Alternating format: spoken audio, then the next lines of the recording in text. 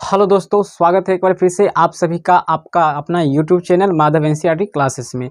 दोस्तों आज के क्लास में हम लोग जो यहाँ पर देखने वाले हैं एक्सरसाइज 8.1 का यहाँ पे क्वेश्चन नंबर 6 से देखने वाले हैं। बैक वीडियो आप लोग को जैसे कि पता है कि हम बैक वीडियो आपको 5 तक क्वेश्चन आंसर बता चुके हैं और आज हम लोग यहाँ पर 6 से करेंगे। और 6 नंबर क्वेश्चन जो है आपका बहुत इंपॉर्टेंट वीवीआई क्वेश्चन है, इसको आप वीवीआई लगा लेना है, ठीक है। ये इंपॉर्टेंट क्वेश्चन है और अब से जो भी स्टार्ट हो रहा है इस चैप्टर का वो सब इंपॉर्टेंट अपने आप में जो है वीवीआई क्वेश्चन है। और इस क्वेश्चन को आप इतना आसान से डील कर सकते हैं, अब इतना आसानी से समझ जाएगा जिसको आप सिर्फ देखिए, उसके बाद आपको खुद लगेगा कि नहीं ये क्वेश्चन हम आसानी से समझ गए हैं। तो आइए ज़्यादा समय नहीं लेंगे और इस क्वेश्चन को हम लोग यहाँ पर सॉल्व करते हैं बिल्कुल आसान तरीका से। तो दोस्तों जैसे कि यहाँ पे आप लोग क्वेश्चन यहाँ पे पढ़ रहे होंगे, क्वेश्चन आपका क्या कहता है, यदि कोण ए और कोण बी निम्न कोण हो जहाँ cos ए बराबर cos बी तो दिखाइए कि ए बराबर बी होता है, कोण ए बराबर कोण बी होता है। दोस्तों यहाँ पे समझिए, न्यून कोण का मतलब होता है, आपको काफ़ी वीडियो हम बैक बताए थे बेसिक कंसेप्ट में कि न्यून कोण का मतलब होता है कि वे कोण जो 0 डिग्री से अधिक हो लेकिन 90 डिग्री से कम हो, वो सब न्यून कोण कहलाता है। अर्थात 35 डिग्री, 45 डिग्री, 55 डिग्री, यानी आपका 89 डिग्री तक भी होगा न्यून कोण, सिर्फ 90 हो जाएगा तो वो समकोण हो जाता है। तो आई होप कि आप ये सारी बात जानते होंगे, तो इसको हमको बताना नहीं है। देखिए ये आपको सिंपल है, ये क्या है आपका ये आपका एक समकोण त्रिभुज है। क्या है? एक समकोण त्रिभुज ले लिए। आपको यहाँ पर क्या कहता है कि कोण ए और कोण बी न्यून कोण होना चाहिए, कोण ए और कोण बी क्या होना चाहिए? न्यून कोण। तो आपको पता है ये कोण तो आपका 90 डिग्री होता है यानी समकोण होता है, शेष ये दोनों कोण क्या होगा? आपका न्यून कोण। तो कोण ए और कोण बी न्यून कोण है, तो अर्थात ये ए न्यून कोण हो गया और ये बी न्यून कोण, और ये जो बच गया सो सी आपका क्या हो गया? समकोण हो गया। बिल्कुल आसान था ना। यहाँ पे ये न्यून कोण है, ये भी न्यून कोण है, ये आपका क्या है? समकोण है, अर्थात ये 90 डिग्री कोण है। अब आपको क्या करना है, यहाँ पे आपको क्या करना है, थोड़ा सा यहाँ पर क्वेश्चन बनाने का यहाँ पर तरीका जान लीजिए। हल करके आपको लिखना है, माना कि ABC एक समकोण त्रिभुज है। क्या है? एक समकोण त्रिभुज है जिसमें आप लोग क्या देख रहे हैं, जिसमें क्वेश्चन में भी दिया हुआ है, जिसमें कोण ए बराबर कोण बी, कोण ए और बी, कोण ए एंड बी निम्न कोण हो तो न्यून कोण है, दीजिए यहाँ पर अच्छा रहता है तथा कौन सी समकोण हो। बस थोड़ी सी भाषा आपको यह देख कर बोलना है, ठीक है। सी समकोण हो तो हमें सिद्ध करना है, तो हमें ऐसे आपको देना है, हमें सिद्ध करना है, ये नहीं कि तो सिद्ध करें कि, तो हमें सिद्ध करना है कि कोण ए बराबर कोण बी। बस देखिए थोड़ा सा अगर ये भाषा आप लिख देते हैं ना तो आपको 5 नंबर पूछेगा तो 5 नंबर, या फिर 2 नंबर पूछा जाता है तो 2 नंबर आपको मिलेगा, एक भी नंबर कटेगा नहीं। थोड़ा सा भाषा आपको यही त्रिभुज देखकर बोल देना है, ठीक है। और इतना बात करने के बाद आप लोग को सीधे आना है क्वेश्चन पर, और क्वेश्चन में आपको क्या कहता है, यहाँ पर आपको क्या है, न्यून कोण हो तो जहाँ cos ए बराबर cos बी हो। तो हम लोग पहले किससे चलेंगे? यहाँ पर cos ए से चलेंगे, ठीक है। तो आइए यहाँ पर दिख रहा है ना, तो दोस्तों जैसे कि यहाँ पे आप लोग ये देख लिए, भाषा हम लिख दिया। अब आपको cos ए और cos बी दिया हुआ है, तो पहले हम लोग cos ए का मान निकालेंगे। तो cos ए बराबर आपको बताए थे कि cos का क्या होता है? आपका आधार बट्टा कर्ण होता है, अर्थात आप लोग को यहाँ पर कर देना है आधार बट्टा, यहाँ पे हम लोग कर्ण दे देंगे। और सिंपल सी बात है, cos ए बोला जा रहा है। आपको एक बात बताए थे कि जब ये ए कोण यहाँ से बोला जाता है तो इसके सामने वाला लंब होता है, जब बी ये बोला जाएगा तो इसके सामने वाला लंब होता है। आधार में कहीं से चेंजिंग नहीं होता है, और यहाँ समकोण के सामने वाला जो होता है ये आपका कर्ण होता है, इसमें कोई चेंजिंग नहीं होता। हमेशा कर्ण जो होगा ना समकोण त्रिभुज में, सबसे बड़ी भुजा जो होगा वही कर्ण होगा। आधार में आपका चेंज हो सकता है, आधार लंब में बदल सकता है, लेकिन कर्ण कभी भी चेंज नहीं होता है। आधार अब कहाँ से कहाँ है आप लीजिए, cos ए के लिए आपका आधार क्या होगा? अगर ए लेते हैं तो इसकी लंब आपका ये हो जाएगा और आधार आपका AC हो जाएगा, यहाँ से यहाँ तक आधार हो जाएगा, अर्थात हम लोग AC लिखेंगे। और कर्ण में कहीं से चेंजिंग नहीं होता है, कर्ण आपका यही होगा, BA कहिए या फिर AB कहिए, तो AB अच्छा रहता है बोलने में, AB हो गया। इसको आप लोग मान लीजिए समीकरण 1, कहीं से यहाँ पे ज़्यादा दिमाग पचिन। देखिए cos ए बराबर हम लोग लिए हैं, जब ये कोण लिए हैं, ये कोण यहाँ पे समझिए, जब हम ए लिए हैं तो इसके सामने वाला ये हो गया तब आपका लंब, ठीक है। जैसे पहले भी जानते हैं उस तरह से हो गया, और ये हो गया आपका आधार हो गया, ठीक है। ये आपका आधार हो जाता है, तो इसलिए आधार बट्टा होता है कॉस बराबर जानते हैं आधार बट्टा कर्ण, तो AC बट्टा AB हो गया। आई होप कि आप लोग समझ गए होंगे। चलिए इसके बाद हम लोग जो समझेंगे यहाँ पे, उसके बाद दूसरा आपका कहता है, देखिए यहाँ पे आपका पहला समीकरण आ गया ना। अब दूसरा समीकरण हम लोग एक तो कॉस A बराबर लिए थे ना, अब हमको कॉस B लेना है, चूँकि आपको 2 दिया हुआ है, कॉस B लेना है, तो कॉस B लेंगे हम लोग। तो याद रखिएगा कॉस बराबर क्या होता है, आधार बट्टा कर्ण ही होगा, जब सूत्र वही होगा, सूत्र में कहीं से चेंजिंग नहीं होता है। अब आपको ये सोचना है कि कॉस हम लोग B लिए हैं, तो इसके सामने वाला हो जाएगा आपका लंब, ठीक है, और आधार तब ये हो जाएगा, और हमको यहाँ पे आधार ही लेना है, तो आधार आपका यहाँ से हो जाएगा B से C तक हो जाएगा, अर्थात BC हो जाएगा, और कर्ण में कोई चेंजिंग नहीं होता है, अर्थात A से B तक हो जाएगा, या B एक कहिए, ठीक है, तो AB हो जाएगा। इसको समीकरण आपको 2 मान लेना है। अब कुछ नहीं करना है, आपका क्वेश्चन बन गया। अगर यहाँ तक आप समझ गए हैं तो आपका क्वेश्चन बिल्कुल छू मंत्र की तरह बन चुका है। अब कैसे बन चुका है, तो इस बात को हम लोग देख लेते हैं। यहाँ पर आइए, आप ये 2 समीकरण जब आप प्राप्त कर लीजिएगा, तो इसके बाद क्वेश्चन आपको आसानी से बन जाता है, ठीक है। अब आपको क्या करना है, यहाँ पर देख रहे हैं कॉस A बराबर कॉस B दिया हुआ है, तो यही बात आपको लिखना है, कॉस A बराबर आपका कॉस B, ये हम लोग लिख देंगे दिया है, ठीक है। आपको क्या है, क्वेश्चन में दिया हुआ है, ठीक है। अब दिया हुआ है तो कॉस A का मान जो आप लोग का निकला है, यहाँ पे याद रख रहे हैं, यहाँ पर समीकरण क्या है, AC बट्टा AB निकला है, ठीक है। तो आपको क्या लिखना है, AC बट्टा AB लिख देना है, ठीक है। बराबर आपको करना है, यहाँ पर देखिए आपको क्या निकला है, कॉस B, तो यहाँ पर BC बट्टा AB निकला है, तो आपको यहाँ पर लिख देना है BC बट्टा AB। अब आप क्या देख रहे हैं, यहाँ पे आप कुछ देख रहे होंगे कि यहाँ पे अगर आप कीजिएगा, इसको क्रॉस मल्टीप्लाई कीजिएगा, बराबर का चिन्ह जब भी आ जाएगा इस तरह के क्वेश्चन, किसी भी तरह क्वेश्चन बीच में बराबर आता है, तो दोनों बगल हम लोग क्रॉस मल्टीप्लाई करते हैं, अर्थात क्रॉस गुना करते हैं। यहाँ पे हम लोग इसको इससे गुना करेंगे, इसको इससे गुना करेंगे, तो सिंपल बात होता है, जो सेम होता है वो कट जाता है आपका, ठीक है। जैसे ये AB है तो ये दोनों कट जाएगा। अब आपके मन में आएगा कैसे करेगा, तो इस बात को देखिए, AC को हम लोग AB से गुना करेंगे तो AC इंटू AB हो जाएगा आपका, और इस दोनों को गुना करेंगे तो AC इंटू BC हो जाएगा ना। अब आपको करना है, इसलिए AC बराबर कीजिएगा तो AC इंटू BC, अब बट्टे क्या हो जाएगा आपका, यहाँ पर AB हो जाएगा। अब देखिए सॉरी, यहाँ पर AC, यहाँ पर AB बट्टे होता है AB इंटू BC। अब देखिए AB से AB आपका यहाँ पे कट जाएगा ना, नहीं समझे, देखिए यहाँ पर इसको हम लोग गुना किए तो AB आया था। अब AB से AB कट जाता है, आपका यहाँ पर जो बचता है AC बराबर आपका यहाँ पर BC बच जाता है, ठीक है। वैसे आप इतना बात अगर नहीं भी करते हैं, सीधे सीधे लिख देते हैं कि अर्थात AC बराबर BC। तो अब देखिए यहाँ पर क्या हो जाएगा, तो इसलिए आप लिख दीजिएगा, अतः कोण A बराबर कोण B होगा। अब कैसे होगा, तो जब सम्मुख भुजा, जब भुजाएं आपस में बराबर होता है, तो उसके साथ जो कोण बनता है वो भी क्या होता है, बराबर होता है। जैसे देखिए आपको यहाँ पर समझिए, इसमें जब समझिएगा तो आसानी से समझ में आएगा। AC कहाँ से कहाँ तक है, आपका यहाँ पर देख रहे हैं ना, AC आपका यहाँ से यहाँ तक है, ये भुजा हुआ है। AC क्या हुआ, यहाँ से यहाँ तक ये भुजा हुआ, और BC आपका यहाँ से यहाँ तक भुजा हुआ। और जब दोनों भुजा आपस में बराबर होता है, तो दोनों के साथ जो कोण बनता है, एंगल जो बनेगा, वो भी क्या होगा आपका, वो इक्वल होगा, दोनों क्या होगा, बराबर होगा। जैसे देख रहे हैं AC बराबर BC, दो भुजा बराबर है, तो इसके बीच जो कोण बनेगा वो भी क्या होगा आपका, बराबर होगा। अगर नहीं समझे तो देखिए यहाँ पे आप समझ सकते हैं, पीछे यहाँ पर देखिए आपको आसानी से समझाते हैं। यहाँ पर देखिए आप समझिए कि मान लीजिए ये एक ऐसे है, ठीक है, ये बराबर एक भुजा, मान लीजिए एक भुजा ले लिए हम लोग, ऐसे ले लिए, ठीक है, नहीं दिख रहा है ना, चलिए कोई बात नहीं है। तो यहाँ तक आप उसे समझ गए होंगे, ठीक है, दिक्कत नहीं होना चाहिए, यहाँ तक आप समझ गए होंगे। तो चलिए हम ज़्यादा समय नहीं लेंगे और चलते हैं आपका 7 नंबर क्वेश्चन पर।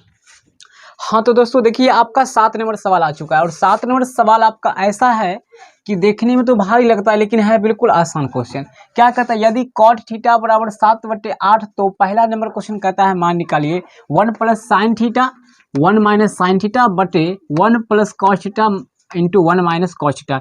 ये देखिए क्वेश्चन है आपका, ठीक है, और आपको इसको कैसे हल करना है, इस चीज़ को यहाँ पे हम समझते हैं। पहले आपको यहाँ पर देखना है साइन थीटा है कॉस थीटा है, तो आपको 2 चीज़ का मान निकालना होगा। और यहाँ पर देख रहे हैं कॉट थीटा का स्क्वायर है, तो इसको तो घबराने की बात नहीं, आपको यहाँ पर कॉट थीटा का मान दिया हुआ है, सिर्फ आपको स्क्वायर लगाना है, तो इसका आंसर निकल जाएगा। इसको सिर्फ स्क्वायर कीजिएगा तो दूसरा का आंसर निकल जाएगा, 7 × 7 = 49 हो जाएगा, 8 × 8 = 64 होगा। तो इसका वो तो आपका बन गया, बस बनाना रहता है। तो यहाँ पर पहला क्वेश्चन, ठीक है, और इसको बनाने के लिए आपको क्या करना है, चलना है यहाँ पे क्वेश्चन से, ठीक है, यहाँ पे चलना है क्वेश्चन से, ठीक है, रोके बताइए।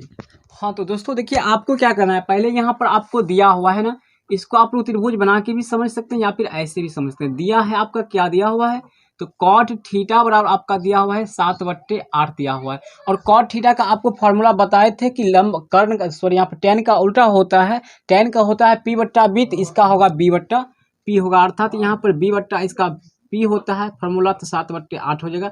अर्थात यहाँ पर B जो देख रहे हैं आप लोग का मान, आपका यहाँ पर 7 है, और P का मान जो आपका यहाँ पर क्या है, 8 है।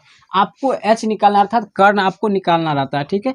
h बराबर व्हाट है, आपको इसको चलना है पाइथागोरस प्रमेय से, ठीक है।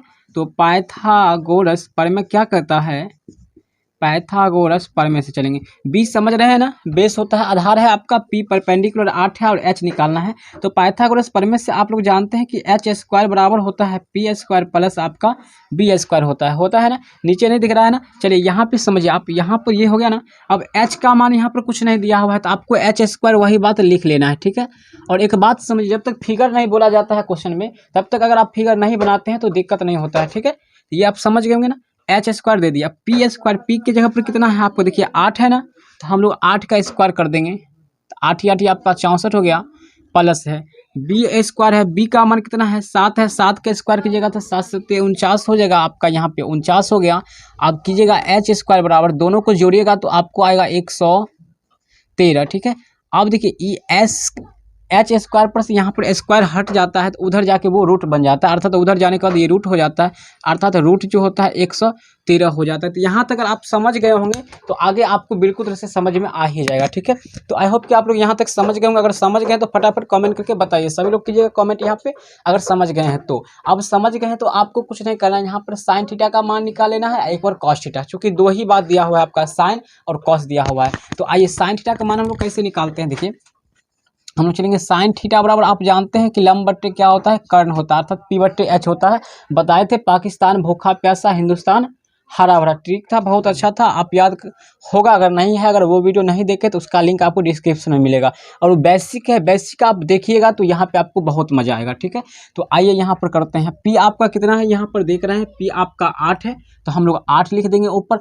आपका एच निकला है √113, देखिए √113 का कोई वर्गमूल नहीं होता, ये पूर्ण वर्ग नहीं है, ये पूर्ण वर्ग नहीं है, इसलिए इनको हम सिर्फ यहीं पर ऐसे रूट में ही रख देंगे, ठीक है।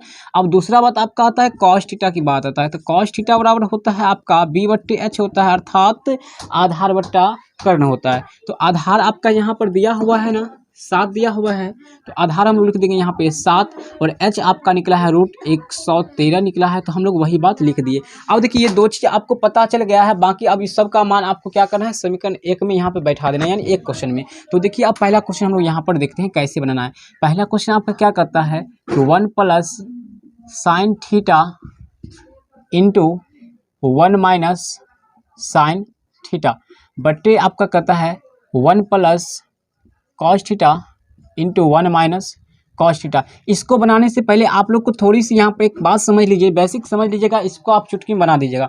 देखिए अगर सीधे सीधे अगर अभी इस पर यहाँ पे भी मान बैठाइएगा आप इतना, वहाँ पर भी यहाँ पर भी, तो आपको थोड़ा लॉन्ग बन जाएगा और आपको समझ में उतना नहीं आएगा। आपको एक फार्मूला याद रखना है, यहाँ पर देखिए क्या दिया हुआ है आपका a + b और a - b जब दिया रहेगा तो इसका फार्मूला आपको कभी बताए थे आप लोग को कि a² - b² होता है, समझ रहे हैं।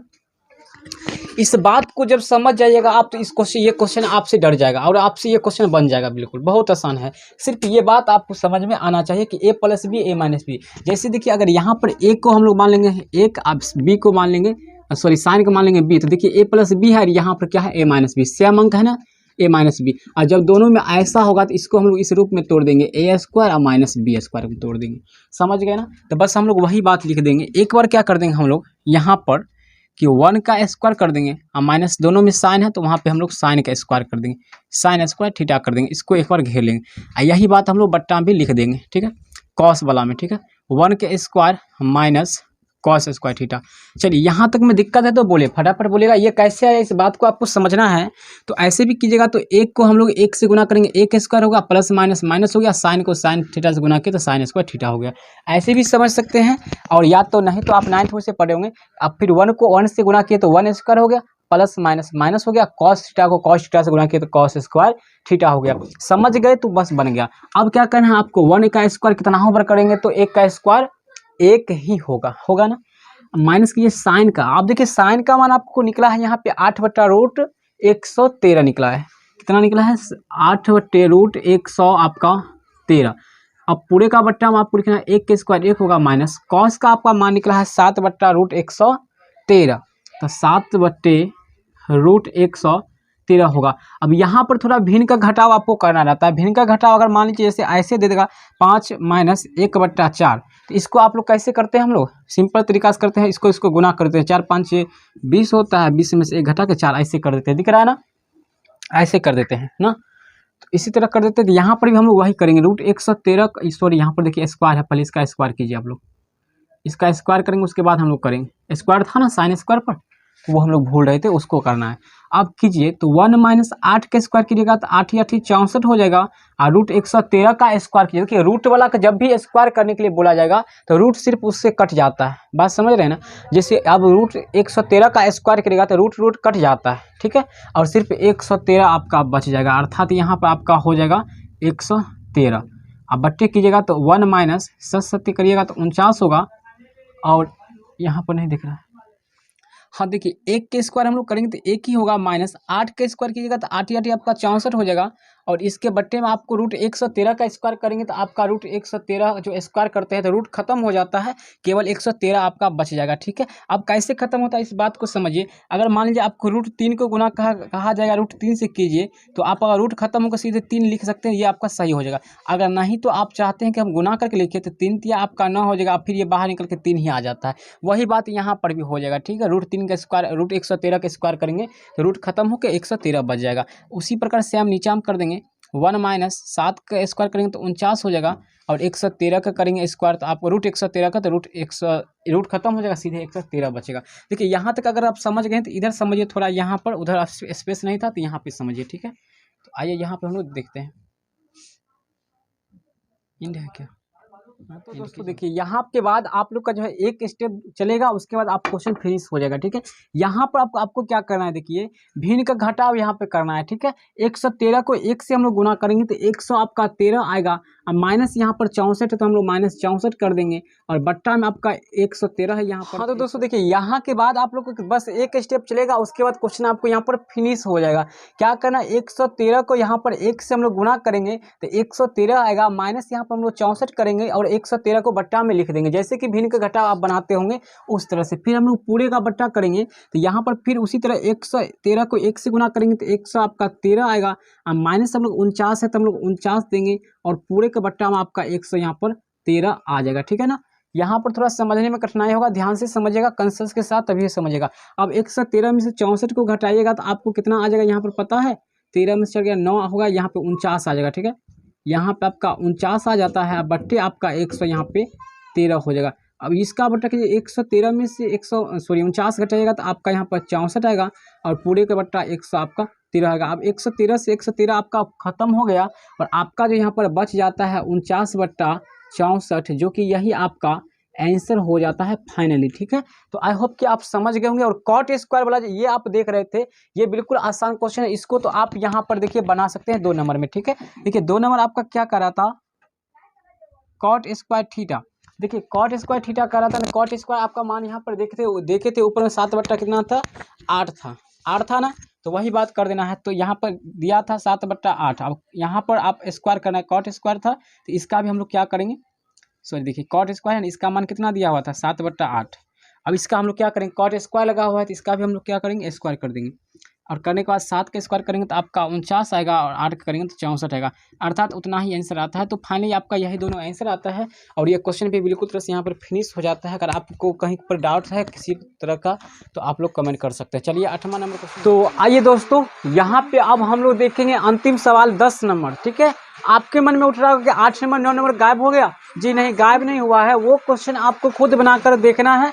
अगर नहीं बने तो हमको कमेंट कीजिए, हम आपको फिर से वो क्वेश्चन भी बता देंगे, ठीक है। आसान क्वेश्चन था, बैक में जितना बताए हैं वो सब आप सीख गए होंगे, तो वो 8 नंबर 9 नंबर आपको बन जाना चाहिए क्वेश्चन, ठीक है। इसलिए हम उसको छोड़ करके, और ये काफ़ी इंपॉर्टेंट क्वेश्चन था, इस बार के लिए VVI क्वेश्चन है, इसलिए मैं इसको लेकर चल रहा हूँ, ठीक है। तो आइए देखिए क्वेश्चन क्या कहता है आपका कि PQR एक समकोण त्रिभुज है। देखिए हम लोग एक समकोण त्रिभुज बनाते हैं, ये आपका क्या है, एक PQR एक समकोण त्रिभुज है जिसमें Q समकोण है, अर्थात ये क्या है आपका 90 डिग्री है ना। उसके बाद आपको कहता है PR + QR 25 सेंटीमीटर है, यानी ये PR और + QR 25 है, पता नहीं है ये दोनों कितना है। P R plus Q R, ये तो दिया हुआ है। पी क्यू कितना है आपका, पी क्यू 5 सेंटीमीटर है, यहाँ से यहाँ तक आपका 5 सेंटीमीटर है। तो देखिए क्वेश्चन कैसे बनाना है इस बात को हम यहाँ पर समझाते हैं। देखिए आपको दिया है, लिखना है कि पी क्यू बराबर जो है 5 सेंटीमीटर है ना, 5 सेंटीमीटर आपका, कहीं से दिक्कत नहीं है, जिसको हम लोग लंब बोलते हैं। और आपको कहता है यहाँ पे कि P R plus Q R बराबर है 25 सेंटीमीटर। तो अब एक बात कीजिए, यहाँ से एक मान तो आप निकाल सकते हैं, या तो पी आर निकालिए नहीं तो क्यू आर निकाल लीजिए, ठीक है। तो हम लोग अगर क्यू आर का मान निकालते हैं, अगर इसलिए लिखते हैं क्यू आर बराबर करेंगे तो 25 पहले से है, ये पी आर इधर प्लस में है, उधर जाएगा तो माइनस हो जाएगा आपका पी आर। इसको एक अभी तुरंत मान लेना है समीकरण 1। अब देखिए क्यू आर का मान आपका निकल गया इतना, पी आर का मान मालूम है, सॉरी पी क्यू मालूम है, आपको पी आर निकाल लेना है, ठीक है। तो देखिए आइए हम लोग पाइथागोरस प्रमेय से चलेंगे। पाइथागोरस प्रमेय से क्या जानते हैं आप लोग कि एच स्क्वायर बराबर होता है P square plus B square. H के जगह पे हम लोग कहाँ से कहाँ तक है, तो पी से आर तक दिख रहा है ना यहाँ पे, तो पी आर का स्क्वायर दे देंगे बराबर, सॉरी पी आर स्क्वायर, और पी स्क्वायर कहाँ से कहाँ तक, तो पी क्यू हो जाएगा आपका लंब पी क्यू, ठीक है। तो पी क्यू का मान आपका दिया हुआ है यहाँ पर, पी क्यू हम लोग लिख देते हैं एक बार, बी स्क्वायर अर्थात यहाँ पर हो जाएगा आपका आधार स्क्वायर, आधार आपका देख रहे हैं क्यू से आर है, तो आपको क्यू आर का स्क्वायर देना है। इस तरह से ये करना है। अब हम लोग यहाँ पर इसको देख लेते हैं ना, तो पी आर का मान कुछ भी नहीं है, तो हम लोग पी आर स्क्वायर लिख देंगे आराम से, ठीक है ना। अब पी क्यू का मान आपका देख रहे हैं, पी क्यू आपका 5 सेंटीमीटर है, तो 5 के स्क्वायर कीजिएगा तो 25 आ जाएगा, चूँकि स्क्वायर था यहाँ पर P Q square plus Q R का स्क्वायर। क्यू आर का मान कितना है यहाँ पे आप लोग देख रहे हैं, क्यू आर कितना है 25 माइनस पी आर, और इसका स्क्वायर कर लेंगे हम लोग, ठीक है, चूँकि यहाँ पर क्यू आर का स्क्वायर होता है। ध्यान से समझिए, बाद में फिर घबराइएगा नहीं, ठीक है। अब कीजिए यहाँ पर पी आर का स्क्वायर करेंगे तो 25 तो 25 है। अब इसको तोड़िएगा, देखिए ये जो है आपका a माइनस बी का होल स्क्वायर पर है, ठीक है। इसको तोड़िएगा तो A square plus B square minus 2ab के रूप में तोड़िए। अब कैसे तोड़ना है तो इस बात को समझिए, प्लस तो प्लस देंगे, 25 के स्क्वायर करेंगे तो आपका 625 आएगा। हमने प्लस बी स्क्वायर बताया है, बी की जगह पर पी आर है, तब प्लस पी आर के स्क्वायर और माइनस 2ab, मतलब 2 को 50 से कीजिए, 25 दूना 50 और 50 पी आर, 50 पी आर हो जाएगा ना। अब कीजिए, देखिए बराबर कि इधर पी आर है, इधर भी पी आर है ना, तो यहाँ पे आप समझ रहे होंगे कि पी आर ख़त्म हो जाएगा। ये पी आर क्या हो गया आपका ख़त्म, क्योंकि उधर प्लस में इधर आएगा तो माइनस हो जाएगा। अब आपका यहाँ पर माइनस 50 पी आर है, इधर ले आइएगा बराबर कि इधर, तो प्लस में 50 पी आर हो जाएगा, बराबर कीजिएगा तो 625 25 हो जाएगा आपका 650 हो जाएगा ना। अब इसलिए आपको कर देना है पी आर बराबर 650/50, काटिएगा 0 से 0 खत्म, और 13 5 65, अर्थात यहाँ पर दिख रहा है ना पी आर, नहीं दिख रहा है, यहाँ पर देखिए पी आर का मान जो आपका निकल गया 13, ये कितना निकल गया आपका 13। अब यहाँ पर देखिए, रुकिए, हाँ तो दोस्तों देखिए यहाँ पे हम लोग क्या कर लेंगे, इसलिए हम लोग लिख लेंगे पी आर बराबर करेंगे उधर, तो 650 तो 650 है, और ये 50 इसके बट्टे में चल जाएगा, अर्थात ये बट्टा में आ जाएगा 50। आप काटिएगा तो 0 से 0 खत्म होगा, और 5 को 13 बार पढ़िएगा तो आपका 65 आएगा, अर्थात पी आर का जो वैल्यू आपका निकल गया यहाँ पर 13 निकल गया, जो कि यहाँ पे आपका 13 लिखा हुआ है, निकल गया ना। अब देखिए आपको 13 निकल गया है। अब आपको क्या करना है, यहाँ पे आपको क्यू आर का मान निकाल लेना है, ठीक है। क्यू आर का मान क्या करना है, निकाल लेना है, पी आर का मान रखकर। अब क्या करेंगे, पी आर का मान समीकरण 1 में रखने पर, समीकरण 1 में, ठीक है, एक कहाँ है यहाँ पर, इसीलिए हम लोग समीकरण 1 माने थे, ठीक है, क्योंकि फ्यूचर में उसका काम अभी होने वाला था। तो समीकरण 1 में रखेंगे तो यहाँ पर क्यू आर बराबर आपको बताए हैं कि 25 माइनस पी आर, ठीक है ना। तो क्यू आर बराबर कीजिए 25 और माइनस पी आर का मान निकला 13, क्यू आर बराबर कीजिएगा 25 में 13 जगह 12, अर्थात ये आपका 12 निकल गया। वैसे भी समझ गए होंगे, ये 13 निकला, ये 5 है, तो ये 12 होगा ही समकोण त्रिभुज में। अब कुछ नहीं करना है, आपको sine P cos P tan P का मान निकाल देना है, बस हो गया। अब कर लीजिए यहाँ पर साइन पी बराबर जानते हैं कि p/h होता है, तो इसके लिए लंब आपका हो जाएगा, ये पी लिए है तो इसके लिए लंब हो जाएगा 12, तो 12/13 हो जाएगा एक आंसर, एक लेना है आपको कॉस पी बराबर होता है आपका बी बट्टा एच होता है। तो बी आपको पी ले हैं तो ये तो लंब हुआ, ये आधार यही होगा 5, तो 5 बट्टा कर्ण तो आपका 13 होगा। और tan p, तो tan p बराबर जानते हैं कि p बट्टा बी होता है। अब p तो समझ रहे हैं 12 होगा और b आपका 5 होगा, तो 12 बट्टा आपका 5 हो जाएगा। अर्थात ये तीनों आपका आंसर हो गया। आई होप कि आप लोग समझ गए होंगे। थोड़ा सा ट्रबल आपको यहाँ पर हुआ होगा, तो थोड़ा सा यहाँ पर ध्यान से समझिए वॉइस को, तो आप आसानी से समझ जाएगा। यहाँ तक आपका कंप्लीट हो चुका है। तो हम लोग मिलते हैं फिर से आपको अगले क्लास में कभी, तो मिलते हैं फिर से।